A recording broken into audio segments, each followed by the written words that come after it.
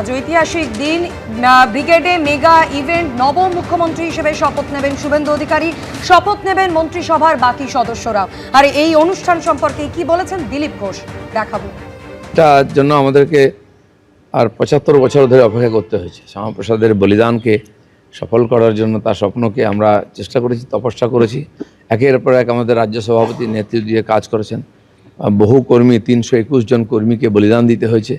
তারপরে মানুষের আশীর্বাদে বিজেপি এই ক্ষমতায় এসছে। সেজন্য শ্যামাপ্রসাদ মুখার্জিকে স্মরণ করছি, সেই বলিদানীদের স্মরণ করছি। এবং বহু মানুষ তারা টিএমসি না হওয়ার জন্য বিনা কারণে কষ্ট পেয়েছেন, তাদের প্রতি আমি সমবেদনা জানাচ্ছি এবং ভরসা রাখতে বলছি পার্টির আমাদের বিজেপির উপরে। মানুষের ইচ্ছাটাই আমাদের ইচ্ছা, সেটাকে প্রতিফলিত করার দায়িত্ব আমাদের আছে।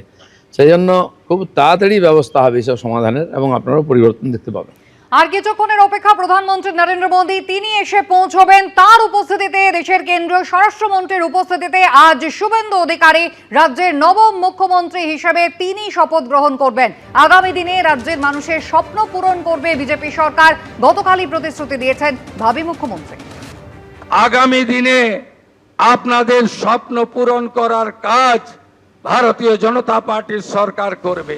আমি শ্রদ্ধা এবং প্রণাম নিবেদন করব আধুনিক ভারতের রাজনৈতিক চাণক্য কেন্দ্রীয় স্বরাষ্ট্র এবং সমবায় মন্ত্রী মাননীয় অমিত শাহজিকে।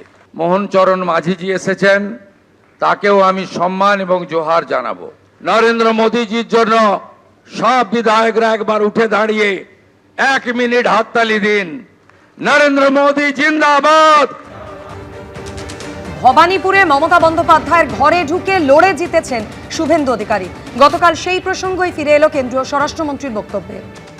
शुभेंदु दा ने गत चुनाव में दीदी को नंदीग्राम में हराया था।